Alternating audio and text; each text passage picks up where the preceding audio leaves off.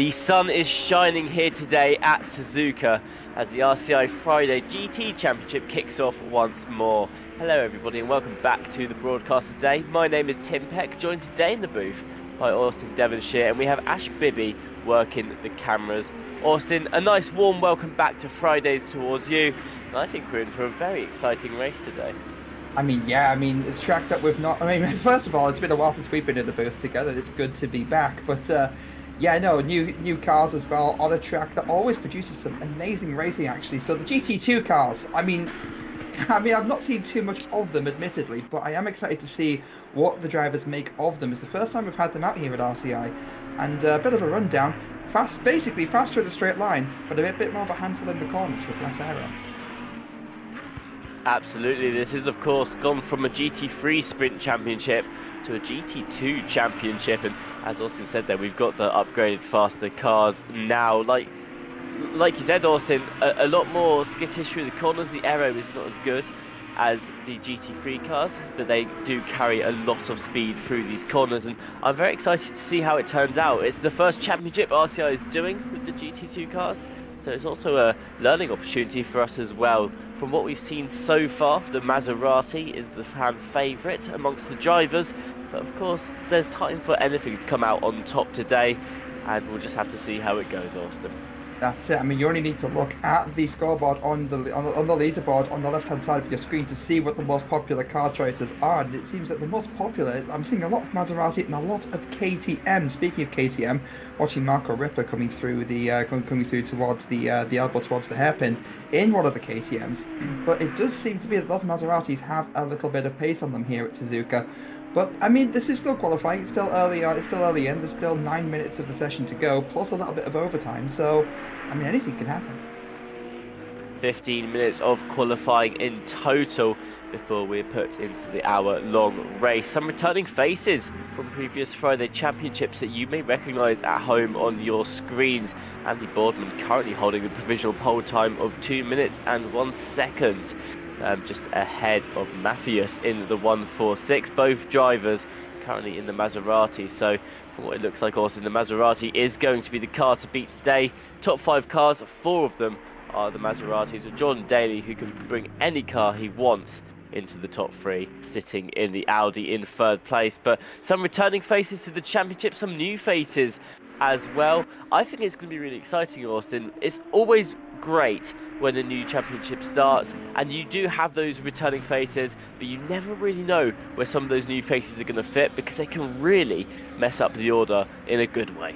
That's just it. It's always really awesome seeing when you've got the establishment, the likes of Boardman, Daly, the drivers that they tend to do consistently really, really well across different championships, and then you get a new name come in, and it just completely kind of doesn't wipe the floor, but really gets in with that fight consistently throughout the season, and it makes you wonder, what's more to come? Where is this person going to go next? How are they going to go across different seasons? And it's really exciting because, first of all, it's, you see the community grow, which is always a good thing, but then you also see, there's more competition then, there's more fights at the top, and that's kind of, I think, what we really want to see. 22 cars out on the track today, and of course, as we're learning more about the GT2s, Austin, so are the drivers as well. The update only came out last week on these. I believe it was the 24th, the exact day the GT2s were released on ACC, and you need some adapting time as a driver to learn not the new tracks, but you've got to learn the tracks with the new cars, and that means that in qualifying we're likely to see a bit of a mix match compared to what we're used to. Dorber coming in at the top in the 777, setting the new provisional pole time of 2 minutes .880, just 500ths away from Andy Boardman, who continued to extend their lead on Matthias in the last couple of laps. But Austin, like I was saying, it's not just a learning experience for us, it's a learning experience for all these drivers as well, because they've not had that much practice. At most, they've had 1 week of practicing in the GT2s on this track. It's not a whole lot of time to learn everything about the track and the car. No, it's really not. Especially when there's so much to learn in terms of setups, there's so much to learn in terms of the little nuances of what makes that, what makes the extra half a tenth here and there, what makes the car feel like a certain way. You know, and obviously it's still a simulator, it's still a game, so nothing's exactly perfect. You know, we've seen in ACC in the past, you know, kind of, shall we say, I don't want to see it use the word exploit, but you know, there's certain things that become meta within setups, you know, that wouldn't really work in real life. But at the same time, when you're being competitive, that's just kind of what you do. So, and then obviously then it's a cat and mouse game. Then the developers take a look at that, then they make changes to to fix that problem, and then it's always keeping ahead in terms of what is competitive. And it's the exact same with these new cars, as you say, Tim. It's learning the quirks of these things and learning how to drive them quickly and how to drive them just a little bit faster than the guy next to you. A new Maserati now takes that provisional pole away from Dorber as Beerbach comes in with a 2-minute .857. They're going to continue to improve these times, Austin, but the thing that I think is really standing out to me today is the difference in a lot of these times, and it is to be expected in these new cars. Like we were just saying, you don't have very long to adapt to the GT2s. And it sort of shows in the qualifying times here today. I imagine by the end of the race, all of these lap times are going to be a lot closer together as the drivers find their footing and find that comfort zone as well. That's just it. I mean, and again, it's also just it's just shaking off the cobwebs as well, really, isn't it? It's coming into something entirely new. But I mean, looking at things at the moment, looking at terms of times, it looks like the guys have caught up already. I mean, around a 2-minute lap time is kind of around what you expect to see at a GT3 as well. And take a look at this: the top three with Beerbach, Dorber, and Boardman, all within a hundredth of a second. Was it a hundredth or no? Within a tenth of a second of each other. So that is that's kind of wild, actually. That absolutely is, and so far those are the three who are going to be fighting towards the front on your screens today. Of course, a big welcome to all of you joining us at home. We do appreciate your support as always, and we hope you enjoy the series as well. We've got 4 rounds in this championship for the GT2 Fridays, starting today on the calendar at Suzuka. Next week we'll be visiting the brand new track, the Red Bull Ring, over in Austria, and then we'll be having a round out in Italy for the final 2 races, Misano for round 3, and then finishing up with the finale at Monza. So that's a championship that you have to look forward to. I think it's going to be a very exciting one. Also, we get a new track in there, the Red Bull Ring, but we also get some returning tracks as well, including some of the favourites from the booth here. I mean, I'm speaking for myself entirely. Monza, I know it's cliche, but it continues to be one of my favourite tracks, if not my favourite. Yeah, I mean, it always produces amazing racing, and I mean, there's also the meme, turn 1, there's always something about it, even if it's never quite that dramatic, but there's always something about that. In terms of tracks that I'm looking forward to, I mean, I'm not entirely sure. I mean, Monza, again, I think it has to be Monza. I think as a driver and a spectator, it's just one of those tracks, it just works. Absolutely, but of course we can't discount the Red Bull Ring where we'll be visiting next week. Neither me nor Austin has seen a race there yet, so it could be very, very exciting. And we were both talking to Jesse Lees before the broadcast started today, Austin, and they were saying that with these GT2 cars, really any corner could be turn 1 Monza, because it's a new car.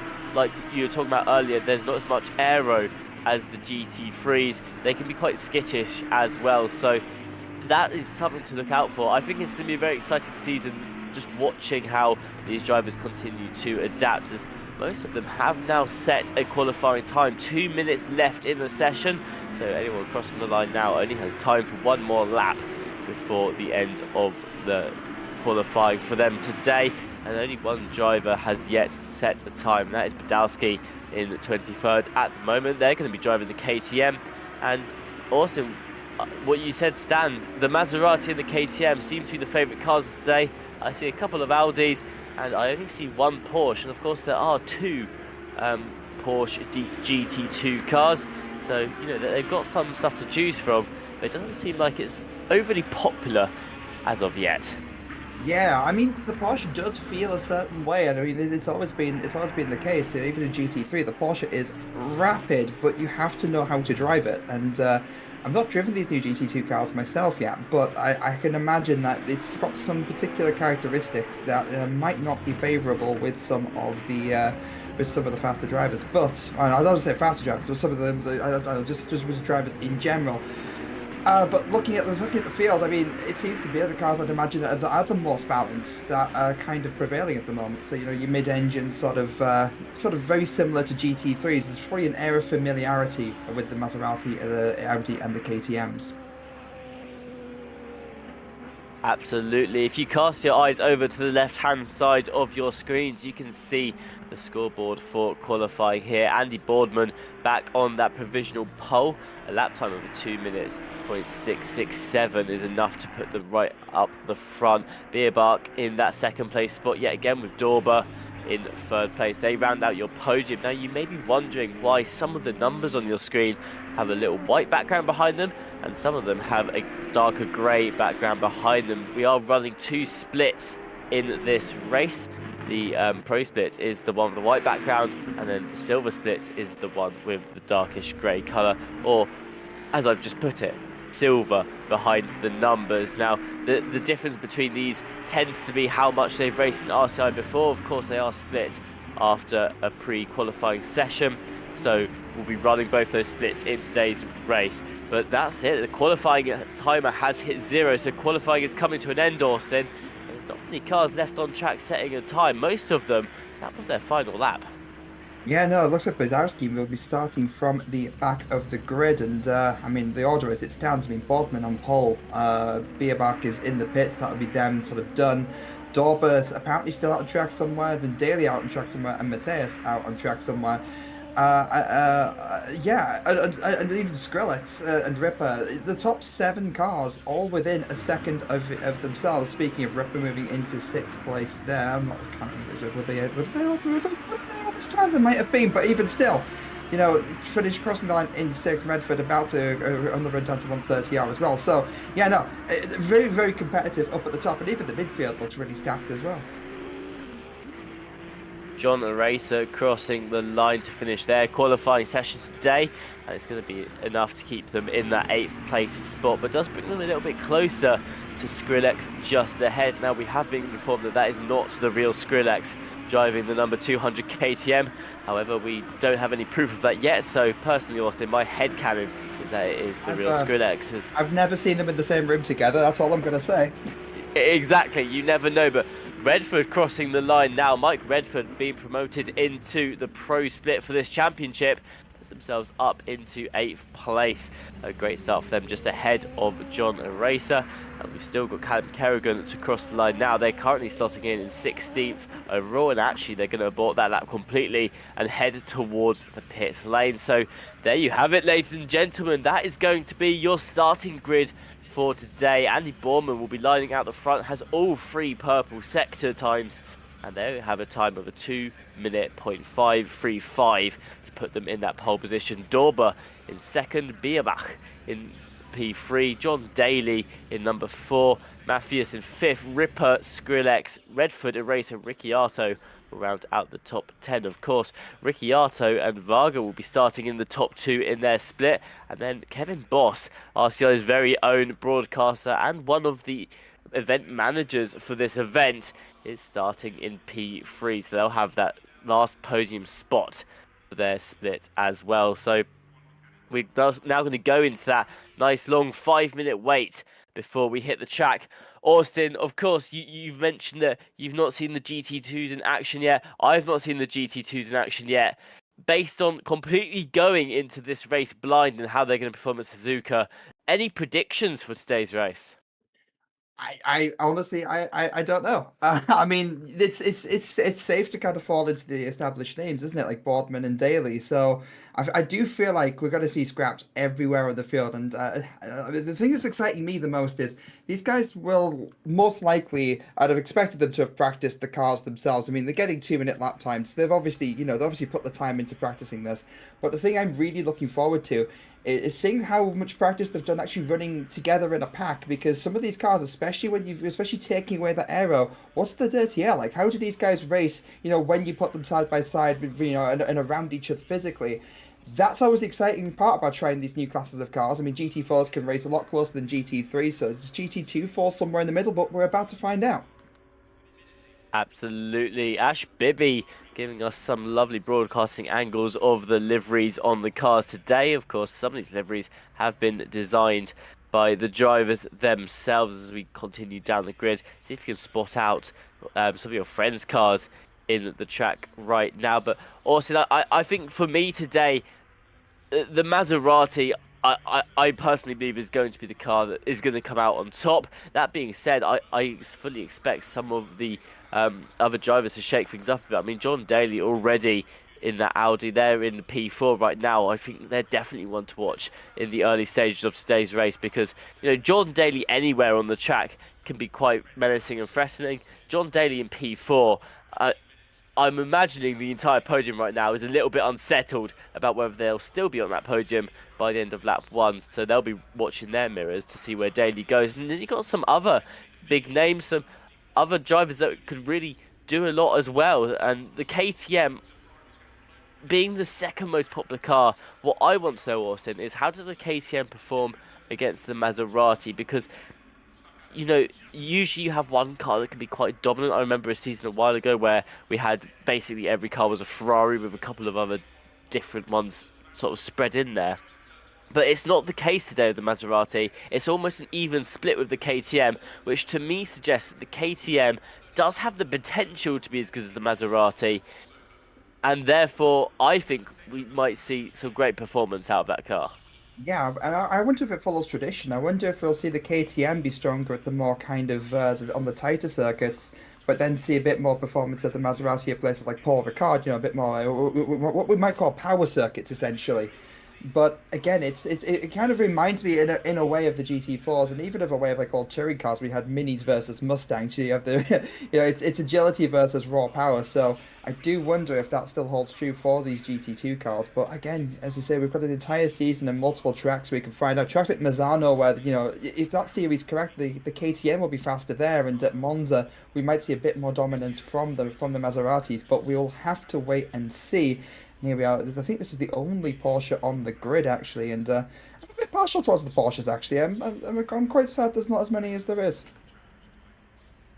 Yeah, I was expecting to see a couple more of the Porsche. It tends to be a fairly popular car amongst the GT3s, and of course it doesn't directly translate to GT2s, but I did expect to see maybe one of each kind in the field at least. Of course, we've only got Kalinov in the number 63 there, but I'm interested to see how the Porsche performs as well. Like you said, is it going to be similar to the GT3, which really struggles in particular areas, noticeably its top speed as well as its acceleration isn't quite what it wants to be compared to the other cars.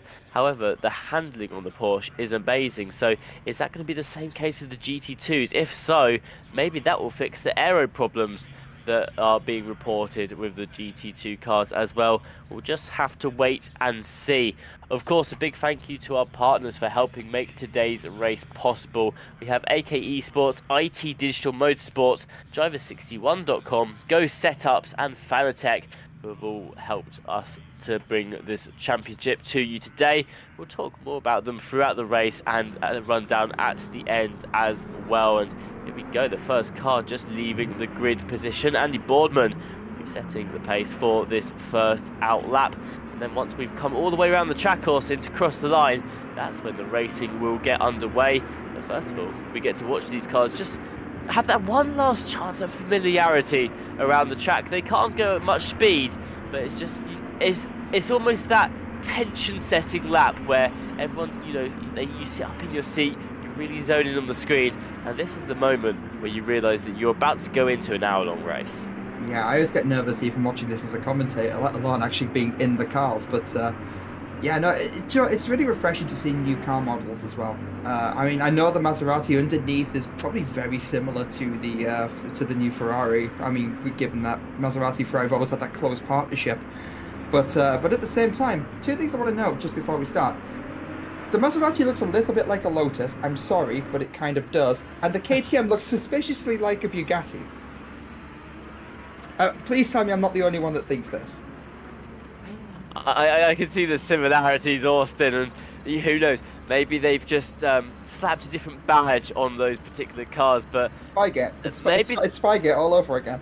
maybe that also is something that is going to show the performance of those cars, as well as Andy Bourman taking it very slow round the corner there. Dorber, if collision was on, would have just taken his car out on the outlap, but of course collision isn't on for the outlap for the race today.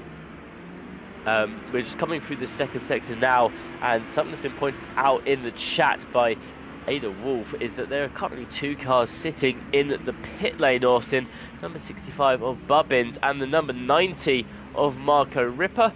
They're currently starting the race from the pits. Do you think this is a tactical move to avoid any turn 1 chaos, or do you think there's something wrong with their setups?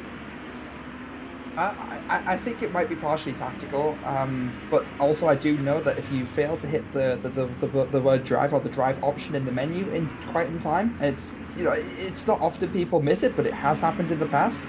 That will start you for the pit lane automatically as well. So it could even be something as silly as that.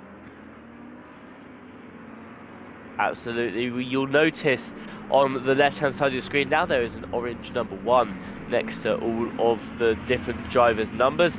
That means that there is a mandatory pit stop for today's race. At some point within the hour, cars will have to take a trip down the pit lane, and they'll have to, well, usually they'll have to stop, change their tyres, and then go back out again. I've just been informed by the event manager, Austin, that today that will not be the case. There is no required tyre change on the pit stop, so that's going to be quite interesting as well. I don't know what that means for the pits. Does that mean that you can just drive into the pit lane and almost serve yourself a drive-through penalty? Well, the drivers have noticed that or even worked it out as well, so we'll see whether that influences some pit strategy at all too. Sometimes it has in the past, so pit stops going to be an interesting one to watch today as well. That's it. A little voice in my ear of Jesse Lee saying some of the drivers are likely on half fuel, so that's another thing to bear in mind. So, yeah, it might just be a stop of any variety is required, but either way, as you say, let's look forward to what that could do for the order. Coming round the final corner now and sorting themselves up onto the start-finish straight. Andy Boardman leads the rest of the pack. 23 cars on the field today at Suzuka, 2 of them starting in the pit lane, the other 21 starting on the track. Watch Dorber, watch John Daly, and watch Bierbach as well in the 180, as they are going to be your top 4 front runners going into this race. Andy Boardman for Grease Weasel Racing will start on the inside. It's a good thing for Suzuka 99% of the time, yes, as the car's already off now. You can see the increase in speed as John Daly goes towards the left hand side, and contact between Bourman and Dorber at the front, not enough to take either car off. A bit of paint rubbing from the 2 front runners. John Daly still hanging around the outside there as Bierbach comes to look down towards the inside. That's going to put them back up into that final podium spot, but somehow they lost on the outlap. Mathias in the background, similar livery car to Bierbach, sneaks up into 5th place as well. No chaos on turn 1, Austin. I hope I'm not just jinxed it there, but Bourman and Dorber rubbing paint on the entry to turn 1.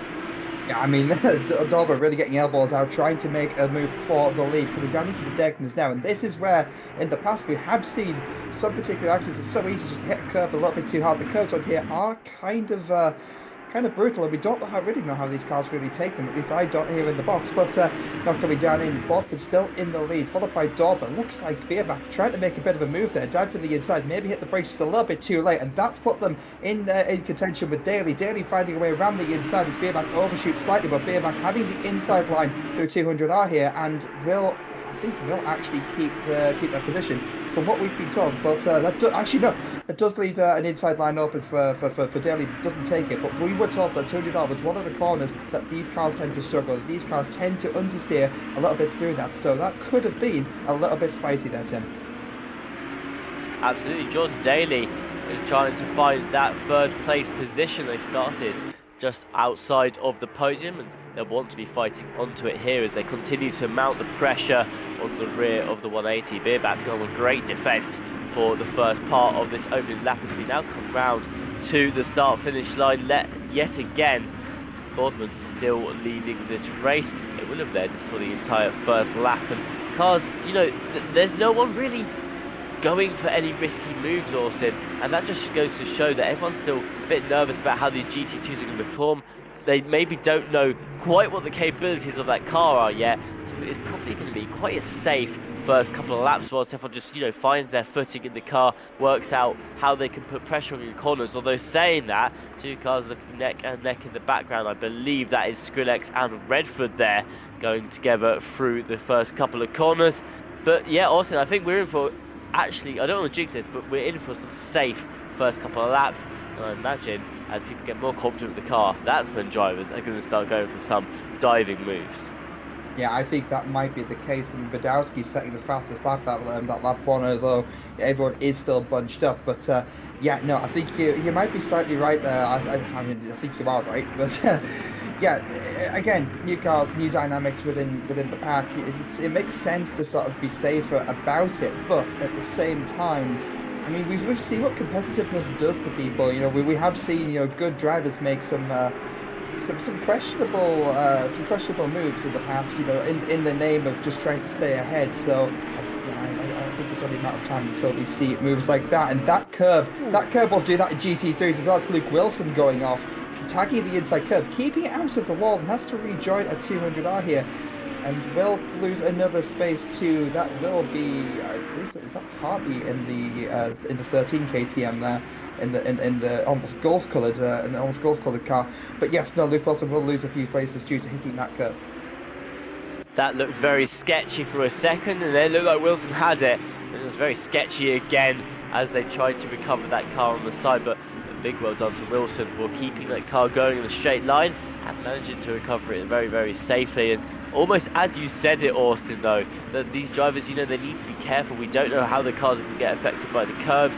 I mean, the drivers will a little bit more as they've put in the practice on it, but just there you saw a slight touch of the curb at the wrong angle, and they can really get spat out the same as the other GT cars can too. The Racer maybe looking for a move down into turn one there, poked their nose out for a second, decided against it. They didn't want to try and risk taking Skrillex on that first corner.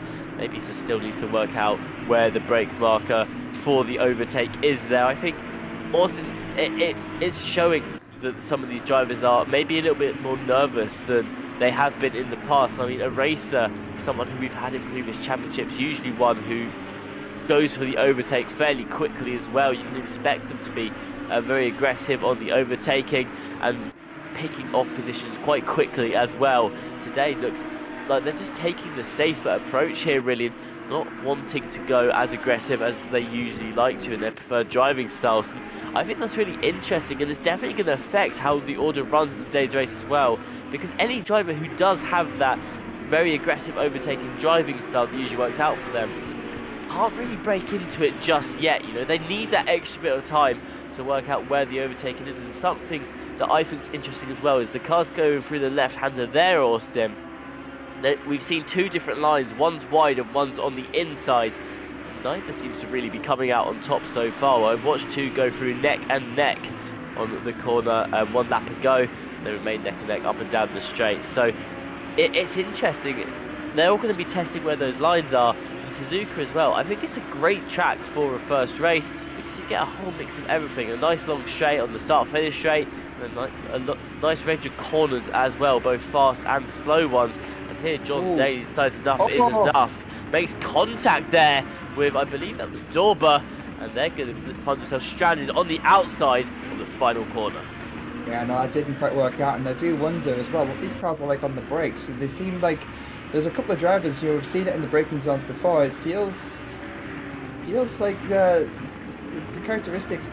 I've seen a lot of cars kind of almost overshoot in a way. I wonder if that's just anything to do with the way the ABS is working in these cars, or whether or not the braking themselves is just not as much potential as there is in the GT3s, and that also probably might lead into even like the likes of a Razor, as you were saying there, Tim. We're not quite seeing them being quite as aggressive as we've seen them before. But again, if the cars have a very limited amount of grip, then you've got less options mid-corner as to where you can place the car, which gives you less options in terms of fighting as well, which means that, again, you're almost in a way waiting for the car in front just to simply make a mistake and to capitalise on that. So it seems to be so far from what I'm seeing, it seems to be that the GT2s are a case of a really good class to build your consistency in a way.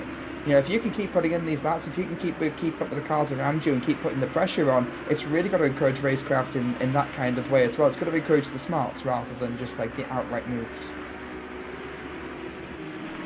Kevin Boss on your screen currently looking to find their way up through the field as Gator in front of them in the 514 KTM is the real block between Kevin Boss and their hopes of fighting Varga for second place in the class right now. And Austin, I'm just going to come out and say it, I'm disappointed in Kevin Boss right now. Usually someone who picks, you know, the underdog cars in every championship. They like to pick the car that no one else is going to pick.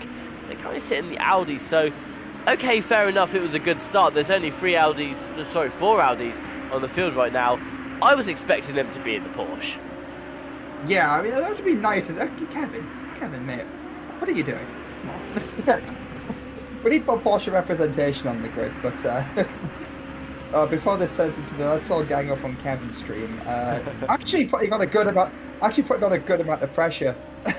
Marco Ripper looking at making a move on Kalyanov in the 63 Porsche as well, and to the same corner we saw Daly make that mistake into the back of Dorber, and again getting right on the rear of that Porsche. But look at the straight line speed here. Even with the toe of the KTM, I don't know if the Porsche just got the better exit, but could pull ahead a little bit. The toe becomes a little bit stronger at higher speeds, and then the KTM has the legs and able to make a move onto the inside here down into turn one. And I think that'll be a fairly easy move, to be honest, just kind of getting ahead and then staying ahead of the S's. But then that does leave Kalyanov into the likes of Badowski as well. So still under pressure, that Porsche from the front of the Pro Class cars behind.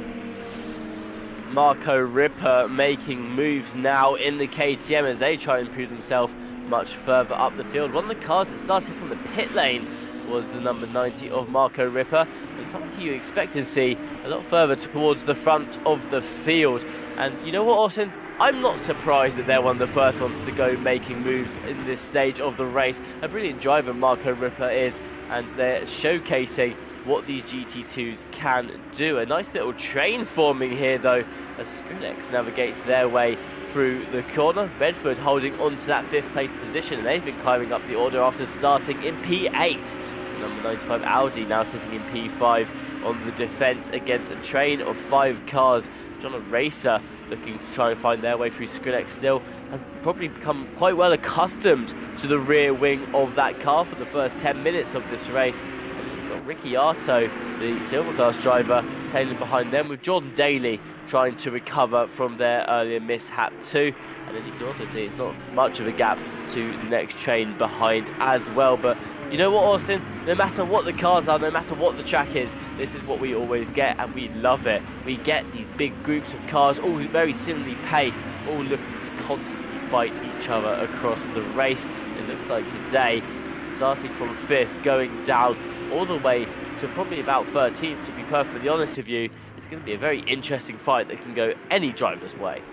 It really can, and looking at things as well, I mean, it's consistent fights across the field. Looking at the map, you see, we're starting to see clusters of cars forming in terms of like little fights that are going on here and there. But I also want to bring your attention to just lap times real quick, as Kevin Boss holding off Fox there and going into the S's. There's only really one line through there. It's not the best overtaking opportunity, but Fox has the opportunity to line up and overtake going down either into the deckers or even down into the hairpin. This is about the time to start lining that up and just prioritising your exits to be able to do that.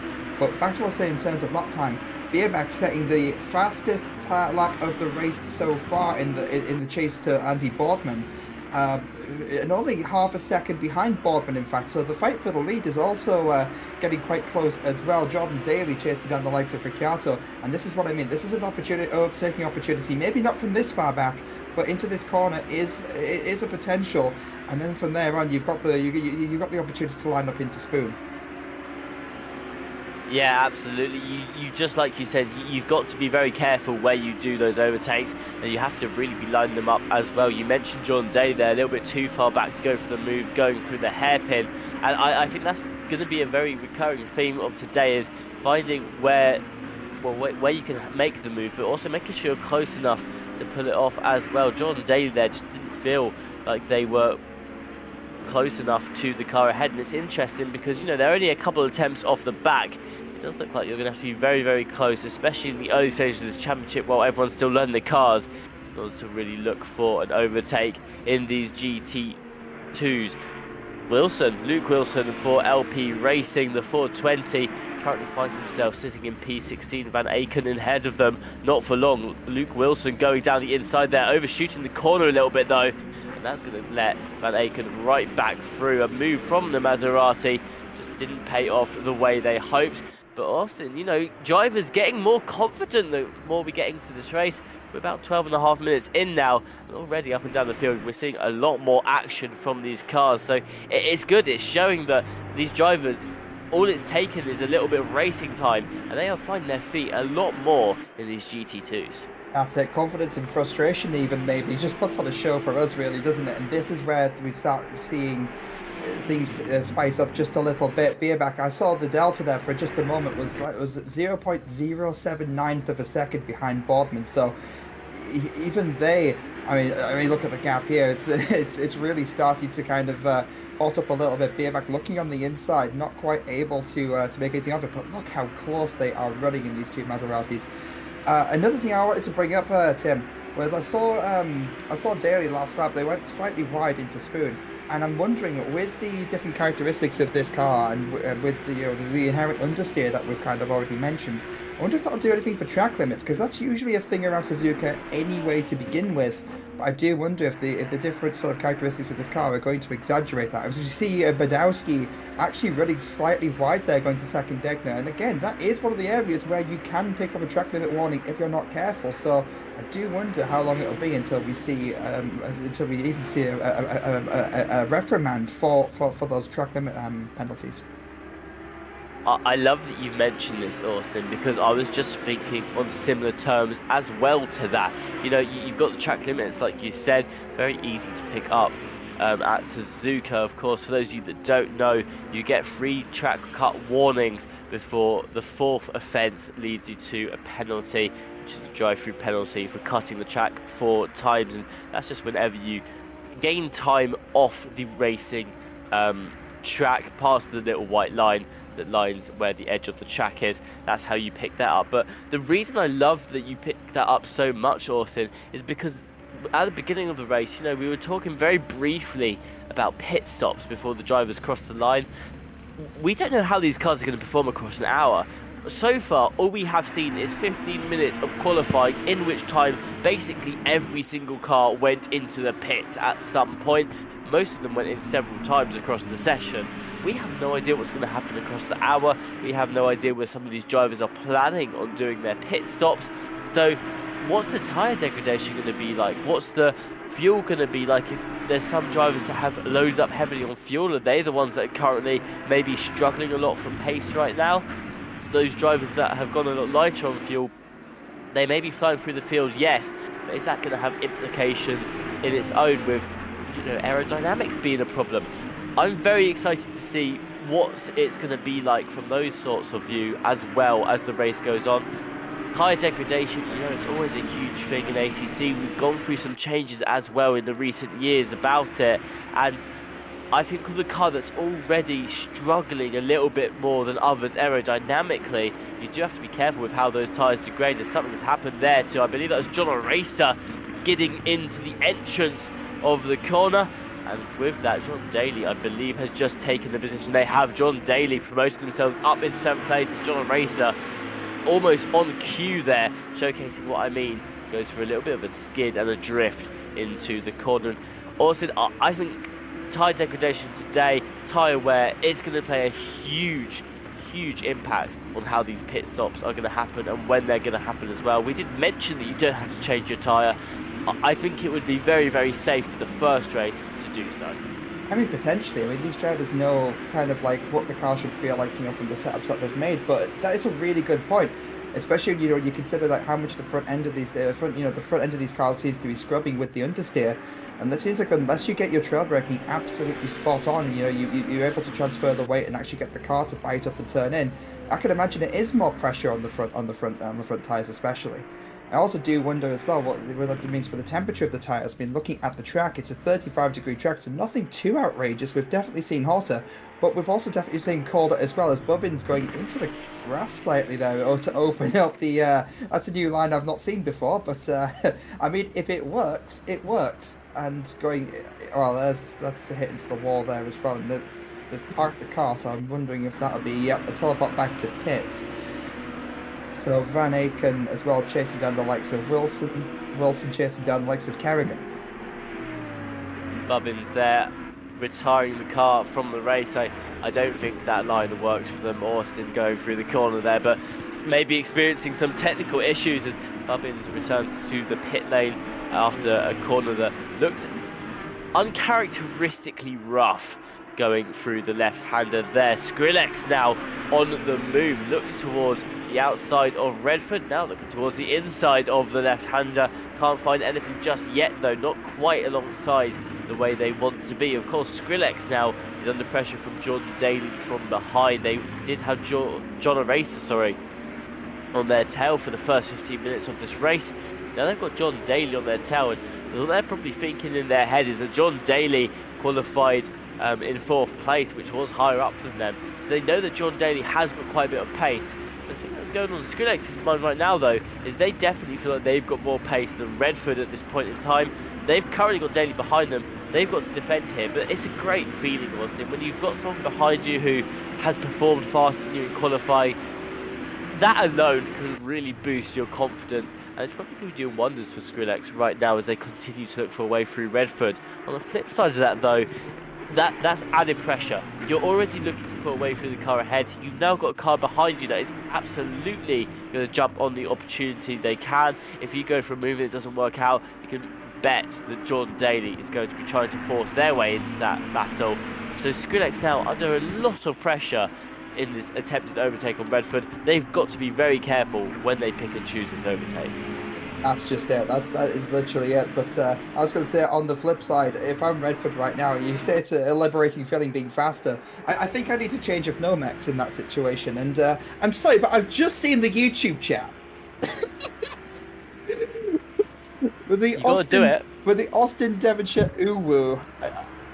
I'm going to say yes because I mean, hi, hello. But no, that's brilliant. I don't know who did that. I'm presuming this is Ash Bibby's doing, or if it's not Ash's doing, Jesse. I'm name dropping both of you right now. It could be either one, and I don't like the fact that I can't tell. Kalyanov chasing down the likes of Harvey. Again, these guys have been kind of at it for a little bit now. You know, you've seen, we've seen them kind of go side by side for a few laps. It seems to be that they've kind of settled into their own pace and found their own kind of little battle here. And again, it's great that all the way up and down the field, even though to fight for 18th place, it's still just that little bit more. You're still fighting to be that little bit faster than the guys around you.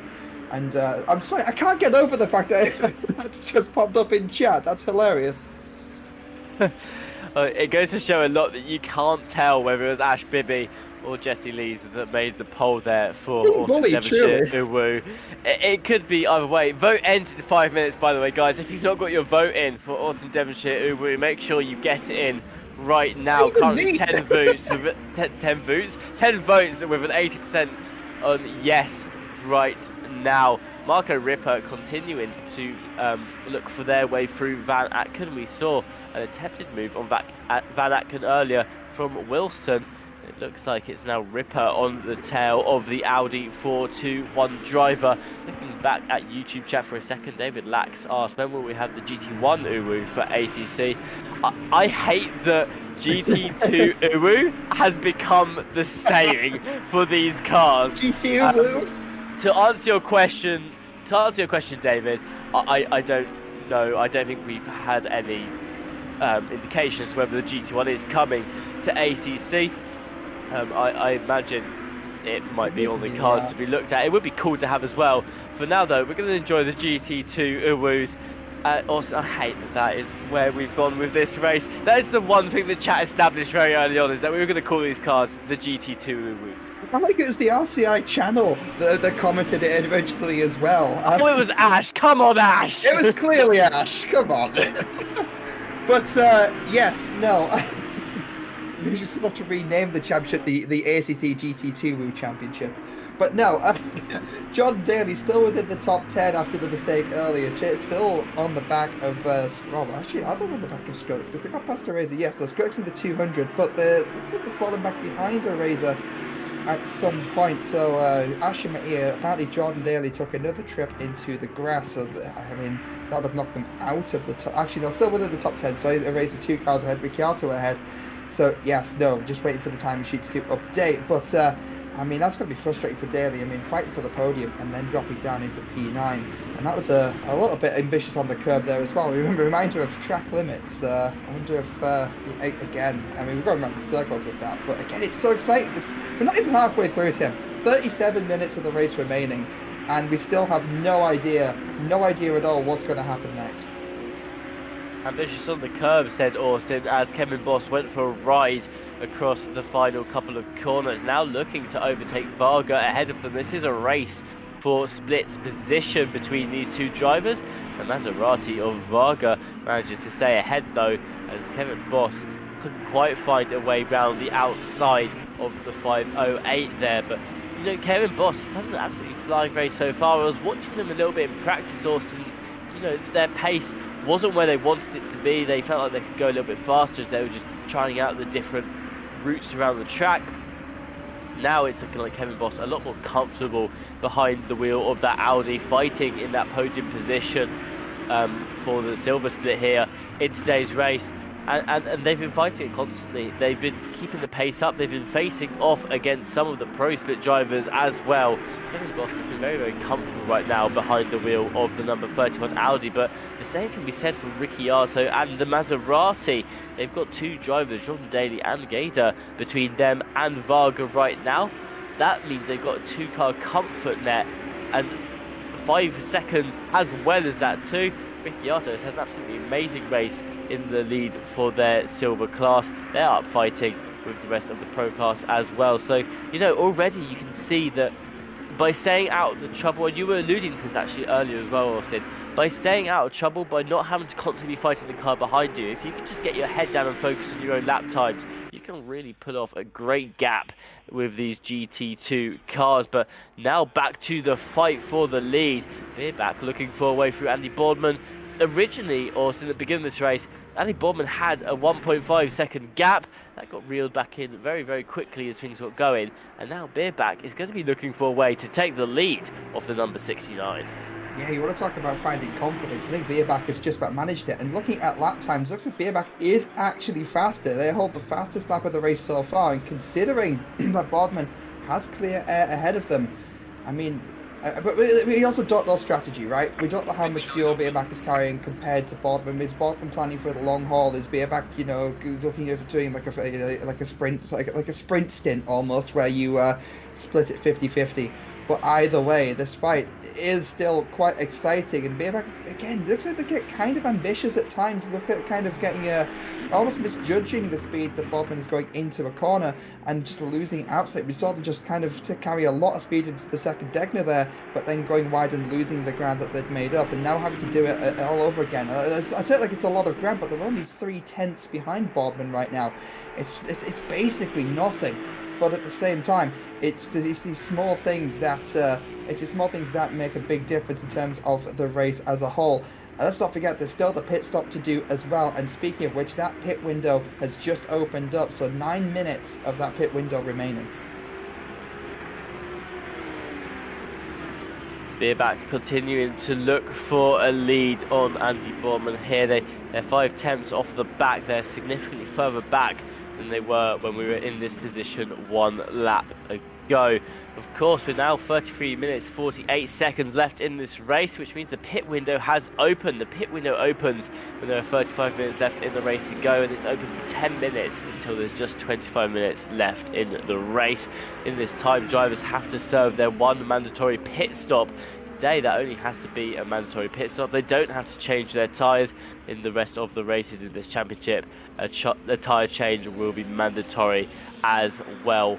But you can see already some drivers opting into going into the pits in the early stages of this pit window being open. We didn't have a mad rush as soon as it opened like we have in previous races in the past, but we have had a couple in the early stages. You can see Daly, Redford, Beerback as well going into the pits too. Kevin Boss has also gone in. That's interesting. Beerback's peeled into the pits very early on. You know what that means, Austin? It means we get to watch 7 more minutes of Andy Boardman doing laps around the track before they go into the pits at the last possible minute of this pit window. Yeah, we'll have to see if the undercut actually works out for them, because it seems to be fairly clear air. Looking at what's ahead of Boardman right now, it's clear air all the way up until the 54, which is currently going down towards the Casio Triangle. So a good chunk of clear air ahead of them. So I do wonder where that will leave Beerback and Boardman out in time when the time comes, so that both have completed their stops and both out back onto the racing circuit. Luke Wilson lining up a move onto Varga there. Varga going slightly wide, and looked like it was maybe an opportunity there for Wilson, but kind of thinking better of it. You're keeping it safe, hanging back. I mean, Wilson is in a pretty decent position right now, all things considered. P9 overall with 2 silvers, also running within the top 10 overall, so well within the top 10 in their class. So that's a good amount of points to be bringing home in the first race. But yeah, just kind of playing it safe and keeping it stable. Beerback out of the pits now, Redford out of the pits, Daly out of the pits, Boss is out of the pits. So again, we'll just have to see where everything kind of joins back together again. Just before I throw it back to you, Tim, the poll has been done. Apparently, 83% think that I am Uwu. So whatever that means. I think the goal here, Austin, is to get you to do an Uwu. There we go. There we are. That's what the poll, I think, was gunning for. And there you go, ladies and gentlemen. You got the awesome Devonshire Uwu live on your stream today. I was just checking the chat as well. David Lax, I really feel like we should ban you for that. I am kidding, but the comment from David Lax here is, I'm trying to work out what it's actually supposed to say. But we disconnected. Please twine new USB port to carry on the GT2 Uwu Championship. What? I think you're a little too good at that, Austin. I plead the fifth. But yeah, David Laxer, I think what they're trying to say is that someone disconnected. I'm not sure who, because they've Uwu'd their name up. Please try the new USB port to carry on the GT2 Championship. If we could have a non-Uwu version of that, David, that would be great. But I do appreciate the great effort there that has gone into Uwu in your entire comment. We do have 22 drivers on the field. We started this race with 23 after a very late join at the end of qualifying. So we have lost 1 driver. Of course, Bubbins, though, was the driver that we had a disconnect on.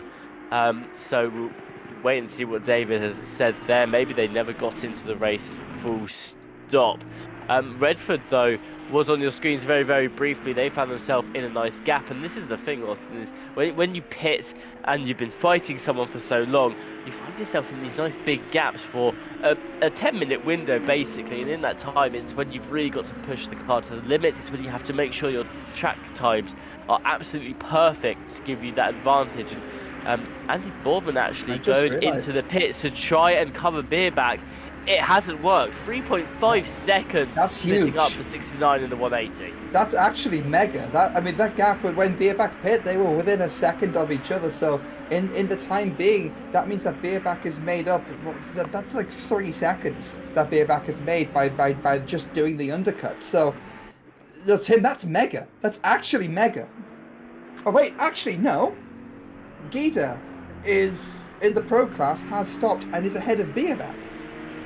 No, but they're not on track anymore. Okay, no, looking at things, Beerback is number 180. Is that Beerback that has just made it through Gita on screen now? Let's yes, no, okay, no. So I'm back in the lands of the living. Beerback is breathe. Beerback has made a move on Gita. Gita was ahead for a brief moment, and I thought Gita was leading the race at that point.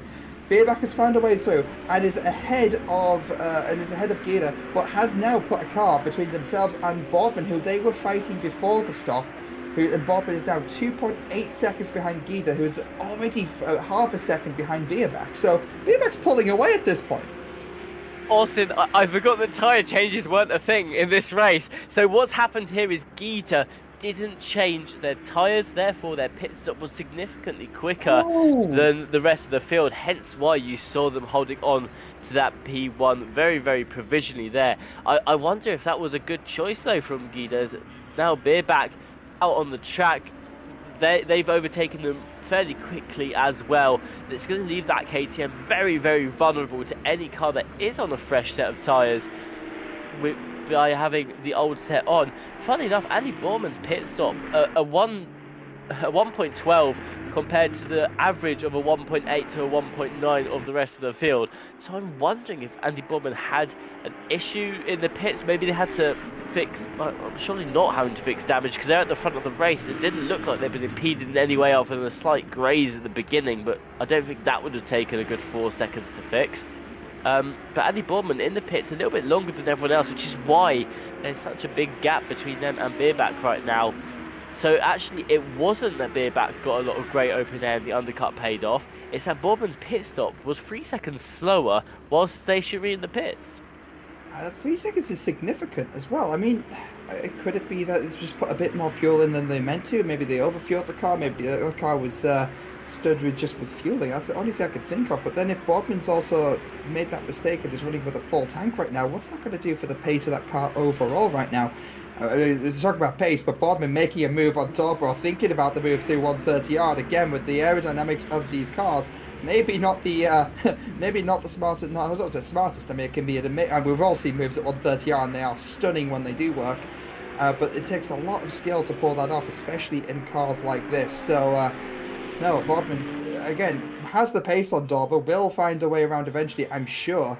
But yeah, in terms of that fight for the lead, where Beerback is right now, already all the way back up in P2 once most of these stops have been done. P1 in class. It's going to take a lot for Bobbin to get back up there. I've just heard in my ears from Ash Bibby that Skrillex has gone back into the pits for a second time. I'm not sure why that would have been. We'll have to do a bit of an investigation to find out what's happened there with the number 200 car, as they've taken. Actually, I'm not sure they have taken another trip down pit lane, but well, no, they have. So I'll have to just investigate that and see what has happened with the KTM. They're maybe picking up some damage somewhere in the field. Now, one thing I do have, Austin, is an answer from David Lax. I've got the non-Uruified message from them, from what they were trying to say earlier, which is that user daily wheel disconnected. Please try new USB ports to carry on the GT2 Uru Championship. They then said that it was the only way they could make out the drunk racing line earlier. So I think what they're trying to say here is that maybe daily their wheel was having a problem with the wheel, it was a disconnect. They have gone as well out of this race. The USB bit, they suggested they use a better USB port when they carry on with the championship. But John Daly having wheel issues might explain some of the shenanigans we saw earlier on in the race, with their car getting caught up in a couple of incidences.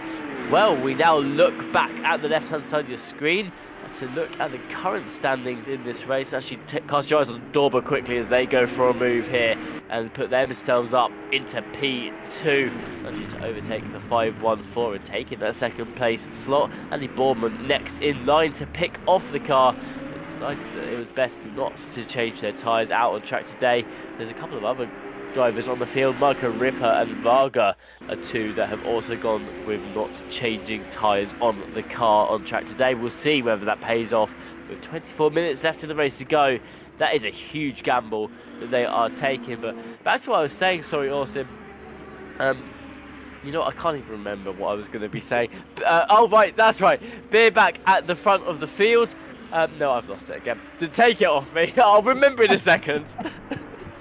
No, but Beerback again, 5 seconds between themselves and Dorber. But going back to David's comment with the USB thing, I hear Fanatec can help with stuff like with kit for sim racing stuff. So I also hear there's an affiliate link in the description, so go check that one out. Smooth, as always. As always. But yes, no, Beerback, 4.9 seconds ahead of Dauber. Boardman still in with a chance of fighting for this podium, still half a second behind Dauber, but still hasn't found that way through just yet. You see them in the background there, just going through the Dunlop hairpin. And right now, Beerback's just kind of got the clear air, just to sort of stretch the legs and run this stint down. 23 minutes remaining. I mean, it's not going to be impossible for Boardman to catch up, but given the pace that Beerback has on them right now, that's going to be difficult, and that's Matthias finding a way through. I believe that is Varga. Varga really sticky up at the top there, actually. The silver class car running in a field of pro class. And then they were under pressure from Kevin Boss at one point in time, but Kevin Boss is all the way down in 13th now. So with Varga running in P6, it goes to show just that consistency that they've had, and they've kind of obviously kept that car out of trouble. And they're really running with the Pro Class cars at the moment. In fact, holding up the likes of, I believe, that is Wilson in the 420. It might not be for too much longer. Wilson making a move down on the inside of 130R, breaks a little bit early, backs out. But no, Matthias will be pulling ahead of Varga, and I believe Matthias is actually the teammate of Beerback as well, so they're running together as a group, which is always nice to see. I've completely forgotten what I was originally going to say, Austin, but a point that I feel like I should definitely mention right now, Varga, you've just alluded to them having some amazing driving, which has taken them up into that spot. Whilst they have had an amazing race today, the reason you find them so far up the field right now is they have also not changed their tyres in the pits. That's why Matthias has just overtaken them fairly easily and already put a second on them. That's why they're currently under pressure from Wilson and some other cars as well.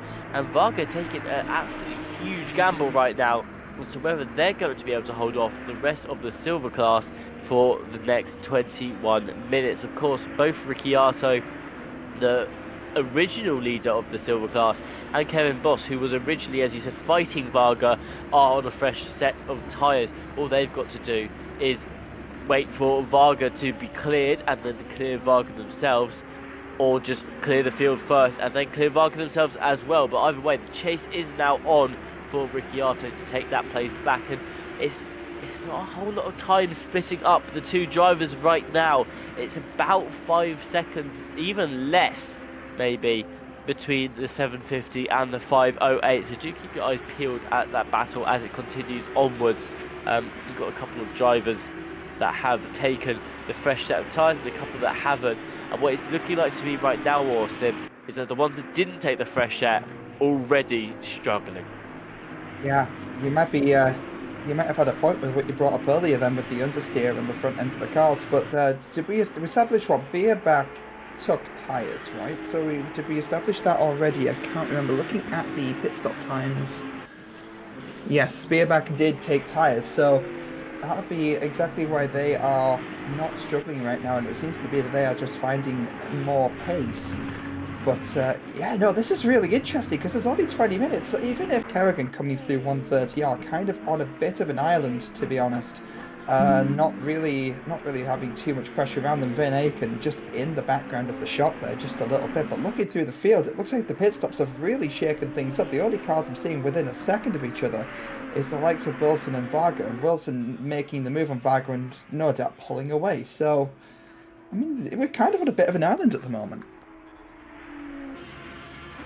19 minutes left to go in this race. A couple of drivers really feeling the pressure right now after electing not to take a fresh tyre set in the pit stop that they served earlier on in this race. Of course, you can see them out on track right now.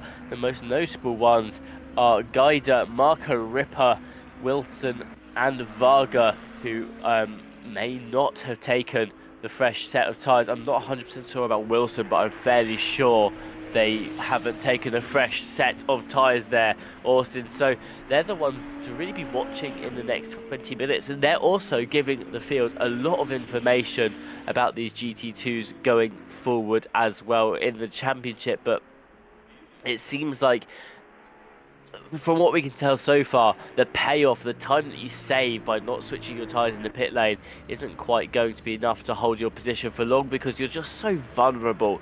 Whenever a car that has a fresh set of tyres approaches you, it is taking only a couple of corners to fight their way through. Whereas if you compare it to the equal racing that we saw at the beginning of this race, when everyone had a fresh set of tyres on their car, you know, those overtakes to be a lot more calculated, Austin. They were few and far between. So I think it really goes to show just how vulnerable sticking on the old set is. It's very easy to take the to have the overtake as quickly as possible. Sometimes you can just about get away with not taking a fresh set of tyres and being able to defend for half an hour. Doesn't look like it's going to be the case with these GT2s, which is something interesting actually, but was something that we sort of talked about and thought would happen earlier, is that these GT2s were going to be similar to the BMW Cup cars in that you're going to need a fresh set of tyres whenever it's possible. Yeah, and it might even be circuit dependent. I mean, if you look at Suzuka and its layout, you know, a lot of it is mid to high speed kind of sweeping corners. I mean, like, you look at 200R, 130R, even Spoon to a degree. You know, it's slow on the entry, but you start really kind of building the speed and experiencing the understeer on the corner exit, even all the way through the S's to even turn 1 and 2 is kind of flowing. So I'm wondering if, like, in the high-speed corners, that's in the lack of aerodynamic grip. I wonder if that's where you start seeing that scrubbing of the front tires more. But on a track, I don't know, sort of like Misano, for example, where it's a bit of a slower speed, and you know, there's less of this, you know, it's more down to slow speed mechanical grip. I wonder if we'll see better tire life or better tire life expectancy at tracks like that. And I wonder if Suzuka's just especially bad for the issue that we're kind of looking at. But again, we won't know until we make it to Misano later in the season as to what that means, or whether or not this is a track-specific thing. Absolutely. John and Race for Monkey Racing, the 699 car on your screen right now, have a lot of pace across this race, although keeps finding themselves stuck behind other cars and not looking quite as feisty as maybe they have in previous championships in cars which they are a lot more comfortable behind as well. They're now approaching the fight between Redford and Varga, as Redford is the latest car in the trend to take and pick off the number 508. A race again stuck behind Varga there, coming out onto the start-finish straight. That's going to compromise their exit. But on the start-finish straight, they do find their way through. And look at that speed difference, Austin. The cars that haven't taken that fresh set of tyres, I mean, that was a Maserati on a Maserati battle. And you could tell, as soon as they started exiting that corner, as soon as both drivers had their foot down the accelerator there, a racer was just carrying significantly more speed out of that corner. So, it looks like Varga very, very vulnerable right now. 15 minutes left in the race. That's a quarter of the race left to go. They've got the split leader, Ricciardo, just 1.3 seconds behind them. So maybe it hasn't paid off. Although, that being said, you know, Ricciardo isn't who they were facing when they went into the pits. It was Kevin Boss. And there is currently an 11-second gap between the 508 and the 31. We don't know what's going to happen in the next 15 minutes. Can Kevin Boss close that 11-second gap, or is that just going to be too tall of an order for the number 31? That's just it. I mean, Ricciardo and Varga within a second of each other now. Andy Boardman still chasing down Dorber. And, I mean, Boardman was on the back of Dorber just when they came back out of the pit. So, actually losing ground a little bit here, which, considering how dominant we saw them at the start of the race and keeping the likes of Beerbach behind them, it's kind of an unexpected change of pace from Bodman. But again, maybe that car, maybe there is an overfueling thing. Like maybe that car is just running slightly heavier than was expected or anticipated. Especially if we had any kind of confusion surrounding the mandatory stop for the start of this race. So, I mean, we could speculate. We don't really know. It is what it is. And looking at the pace, for the time being, Boardman is in fact fighting with the 777 Maserati of Dorber for second place. And Beerbach, however, I don't want to say it's pulling away, actually. Kind of maintaining that kind of around 4.5-5 second gap to Dorber. So Beerbach just doing what they need to do to kind of just keep that car ahead, and no doubt has a bit more reserve left in the tank.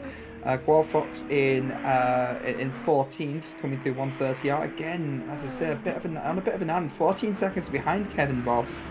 But yeah, I think as you said, the big question is, can Kevin catch the likes of Varga before the end of this race? I'm not entirely certain. I mean, 13 minutes remaining. I think Ricciardo's already within 2/10, but I'm not sure if Kevin's going to have that in them.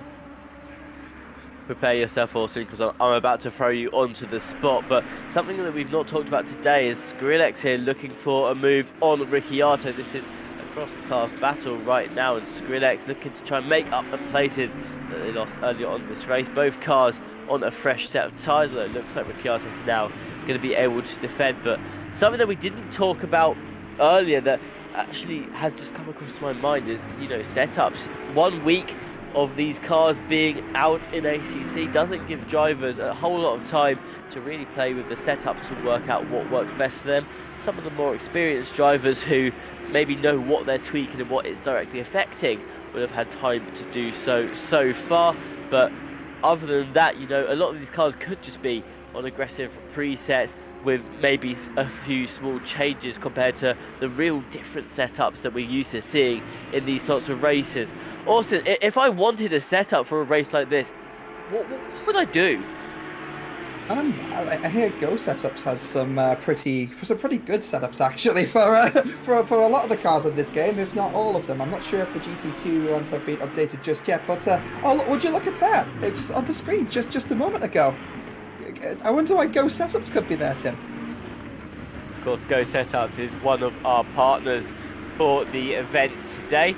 They provide the expertly made ACC setups for levels. They're built by some of the fastest esports drivers and sim racing engineers from around the world as well.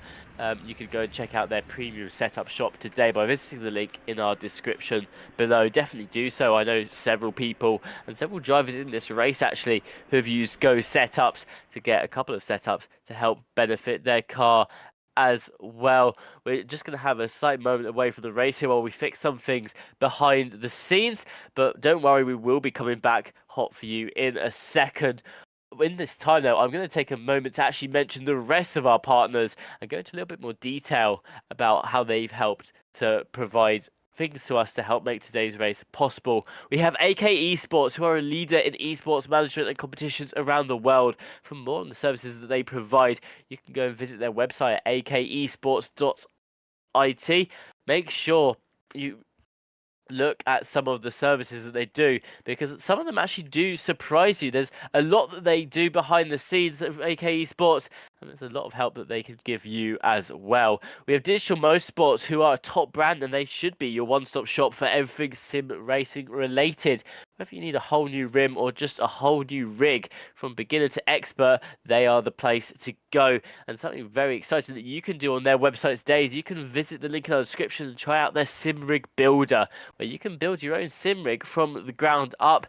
Whether you're actually in the market for a sim rig or you just want to have a play around and see what maybe you could have in the future, it's definitely worth checking out their website. We also have driver61.com, who help drivers fulfill their full potential out on track. You may have heard them in the past, but they provide driver coaching and full driver courses to a whole range of professional esports drivers, as well as helping you become the best out on track as well in community races. And hey, who knows, maybe you could be an esports driver one day as well. RCI viewers can get a 25% driver coaching discount by visiting the link in the description below, and you can redeem your code too. We've just talked about Go Setups and what they provide, so I won't go over them again, but make sure you go and visit the link in the description and browse their full setup shop today. You can either get a subscription where you can get as many setups as you want, or you can just buy specific setups for the tracks as well. Definitely check out Go Setups and they'll help you with pace around the track as a whole. And finally, but certainly not least, Fanatec is the final partner for RCI. They're a global leader in high-end sim racing hardware. They never need an introduction, as I'm sure all of you have heard about Fanatec. From load cell pedals to direct drive wheelbases, they strive for the highest quality in every piece of hardware that they design. you can help RCI out by using the affiliate link when making purchases from Fanatec, and thank you very much if you do so as well. But of course, you can find out more about each of these partners in the description of today's live stream. Do go check them out when you have a chance. And with that, we are now back into the racing action as Ricciardo has come up now to Varga. We were talking about this move earlier, Austin. Varga, without having a fresh set of tyres here, very, very vulnerable to others in the class. Yeah, I mean, Ricciardo still has to line up that move and make it happen, though, and the time is dwindling, only 8 minutes. But something I was kind of wanted to add on to the Skrillex getting very close there.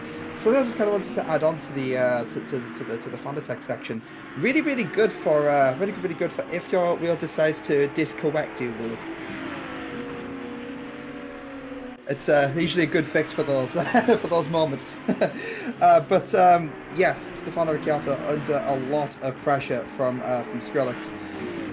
And whilst also trying to add pressure themselves, this kind of isn't all that great for Ricciardo. I mean, to have to defend and attack at the same time, it's never a fun position to be in, especially when that car behind isn't for position. So I do wonder if you're Ricciardo right now, do you let Skrillex through and let them pass the Varga with the extra pace and try to force Varga into a mistake, or do you just keep chugging at it and do you try and force Varga into a mistake themselves and deal with the extra pressure from behind? I'm not sure what the right call is here. I think Ricciardo just needs to put on a bit more pressure, to be honest, Austin. I mean, we've seen how other drivers have handled Varga quite quickly. Hey, maybe the new tyres are now falling off as well, so it's not as easy. But I think Ricciardo here maybe playing it a bit too cautious and safe with Varga ahead. Maybe hasn't quite made the connection yet about their pacing difference overall, with the tyres being a huge factor. But we'll see whether those new tyres still holding up in the same way, or whether they just decline quite quickly compared to how they do towards the end. I just wanted to take a moment to mention a question that was asked, well, not a question, but something that was said in the chat. Oraz Volpez, by the way, this is a nice compliment to you, Austin, said, with Austin commentating, it makes me want to race in RCI, but I don't know if I'll be fast enough for this split. Well, I can tell you now, we have races for all skill levels, and you can absolutely join in with this race as well. We've got 2 splits going on right now. We've got the Pro Split and the Silver Class 2. Come along and try out, see what your pace is like.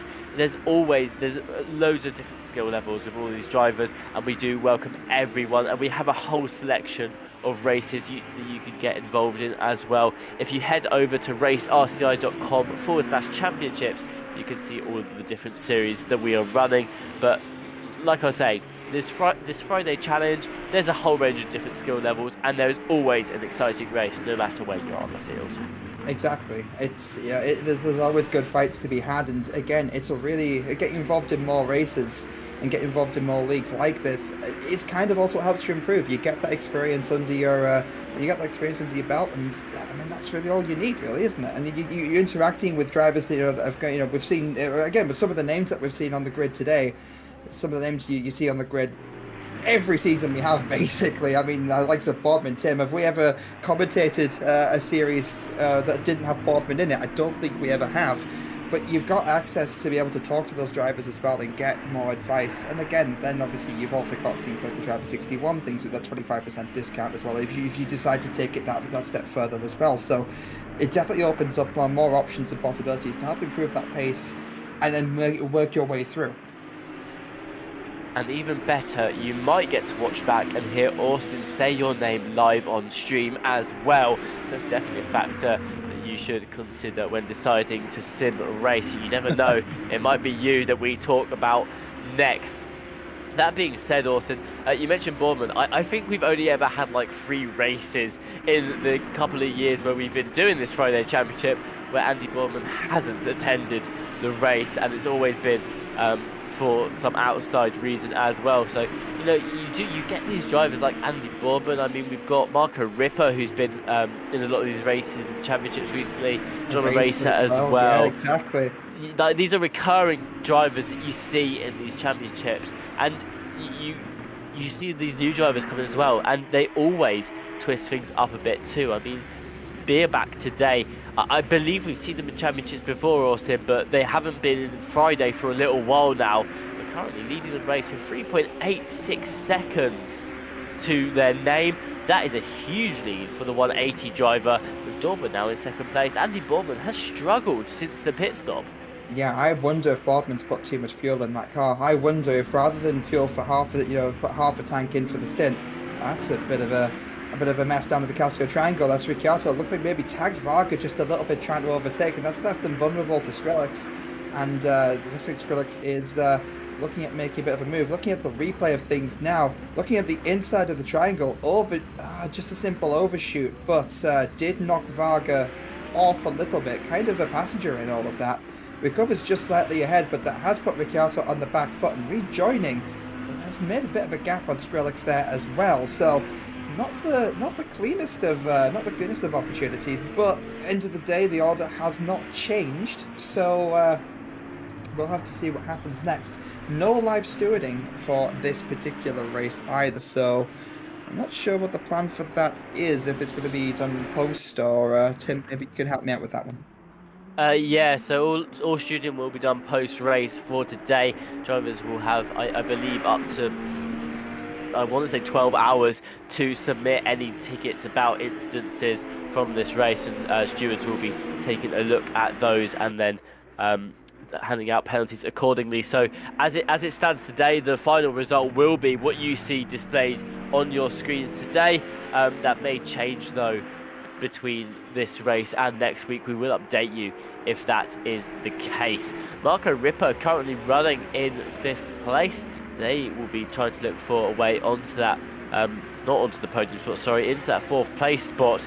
It's Guida currently in 4th place right now. KTM's 514 and number 90 battling it out with Matthias just behind as well in the Maserati too. So again, it goes back into what I was saying earlier, Austin, in that an overtake, it's never as simple as you've got to try and overtake someone. There's always a spanner in the works, and in this case, the spanner is Matthias. If Ripper goes for a move here and it doesn't pay off, Matthias is no longer going to be there to capitalise straight away, because they've had a little bit of a slow exit to that final corner, but as they went through the grass. But you know, in that situation, you get these freeway battles where the person in the middle is completely vulnerable from both sides, and basically they're just a passenger at the end of the day. They can't go the speed they want because they've got someone ahead of them that they've got to try and overtake. They can't necessarily overtake when they want to as well, because if you make a move to the outside and it doesn't pay off, that's it, you've lost your inside line, and the person that's in the back of that fight is going to take it as well. So it's always a juggling act for that driver in the middle, and it really does show the skill level of some of these drivers as well. That's it. I mean, the Vargas Skrillex Ricciardo thing that we saw, you know, with Ricciardo in the middle trying to make a move on Varga but defending against Skrillex. That's a prime example of what you were just saying. It's you feel kind of held up, I think, in that point if you're in the middle of that kind of thing. Speaking of that pack, Skrillex has found a way around Ricciardo, which, I mean, I think in terms of strategy is maybe the best thing for Ricciardo. But maybe they're too far behind to capitalize on what that might mean for Varga. I mean, yeah, 2.4 seconds ahead plus 1.3. They're too far behind to really capitalize on all of that. Looking at the race replay, yeah, this is how Skrillex made the move on Ricciardo. A little bit of contact there at the Casio Triangle, and yeah, Ricciardo losing a lot of time and not having a fun time on that part of the racetrack. As that's Bierback crossing the line, as I didn't even notice the timer dipping down to the 0:00 mark. But that is checkered flag. That is Bierback crossing the line in first position. That's that's kind of your inaugural race winner, followed by Dorber and Boardman in second and third respectively. So that is your podium. Guida in P4, Ripper joining them in P5 across the line, and Matthias in P6. Ladies and gentlemen, your race winner for today is Bierback after an amazing race. Started in P2, really put the pressure on Andy Boardman and found their way up into P1, able to hold on to it as well with a 3.9 second gap to Dorber. A great race from them. Here's what I'm excited about as well though, Austin. Varga crossing the line for P1 in the silver class, able to hold off Ricciardo and the second half of the field. Kevin Boss now going across the line in third place for silver class as well. What a race they've all had. Maybe we were wrong. Maybe the tactic was to to take a fresh set of tyres, and you can actually go the full hour and able to capitalise off that advantage that you do gain in the pits. Some drivers left to cross the line now. Callum Kerrigan, one of our RCI commentators, also crossing the line. They're going to finish P16 overall. And now we've got Kalyanov as well left to cross the line. Harby will be 20 seconds behind them too. What a great race we've had today, Austin. It's certainly been a learning experience for us in the booth as well as the drivers out on track as well. Suzuka's a great track to do it on too. But ladies and gentlemen, that was your first race with the new GT2 cars. I like the little flourish there at the end, but yeah, it's had a bit of everything, hasn't it? The second half of the race kind of slowed down a little bit, but again, that's the learning experience as to what these cars are and how they behave, I guess, in the closing stages of the race. I'm still wondering what made Boardman slow down just as much as they did, but it seems to be that was a theme throughout the field. So, I mean, I'm excited to see what the next race brings. Yeah, absolutely, me too. I'm always excited to see what the next race brings as well. If you've not had your RCI race fix for the week, we'll be back next Monday with the Monday Ferrari Challenge. It's brought to you by Ash Bibby on the broadcast, John Dalton leading the comms with Jesse Lee in the commentary booth as well. Wednesday Masters, another champ that we are currently running at the moment, will be back for round 3, and that's with Ash Bibby again on the broadcast. Jesse Lees and Dan will be on the commentary for that race too. We've now got iRacing Thursdays as well, which is coming in for next week, February the 1st. Don't miss that race out too. We've got Ash Bibby yet again on the broadcast. We're really working him to his bone right now. Jesse Lees and Sarah Stant will be your commentators for that race. Although I've just heard that maybe it won't be Sarah. It's not going to be Sarah Stamp because it's not February the 1st. It's February the 8th. I am lost where I am in the month, but it's Jesse and Dan again for iRacing Thursday. And then we'll be back next week for the second round of the Friday GT2 Sprint Challenge. Austin, we'll be heading over to the new track over at the Red Bull Ring in Austria. I'm really excited to see how the new cars perform on the new track. Yeah, I mean, it's all of the DLC all in one place. It's all the DLC all in one place, isn't it? So no, that's it's always exciting to see. It's entirely fresh content, and I mean, it's so unpredictable. There's so much to look forward to. Absolutely. Again, another big thank you to all of our partners for today. AK Esports, digitalmotorsports.com, Driver61, Go Setups, and Fanatec. Please do check them all out as soon as you can. Visit the description of this video and click on all their links included in the description. Remember, you can claim your 25% off code for Driver61, and also we've got an affiliate link for Fanatec as well. Thank you so much to you if you do use those codes. And of course, a big thank you to you for joining us today in the chat as well, for joining us today in the race as a whole. If you've enjoyed today's race, make sure you subscribe to the channel so you don't miss out on any of the races that we do, as well as hitting that like button for today's video and hit the bell icon so you're notified whenever we go live. And of course, if you want to get involved in any races yourself, do visit racerci.com/championships. We do a whole range of games now, as well as a whole range of championships on different days and for different skill levels too. But for now, Austin, I think it's almost time to say goodbye. We'll be back, of course, next week. Until then, though, do enjoy yourselves, and we will see you all then. Goodbye.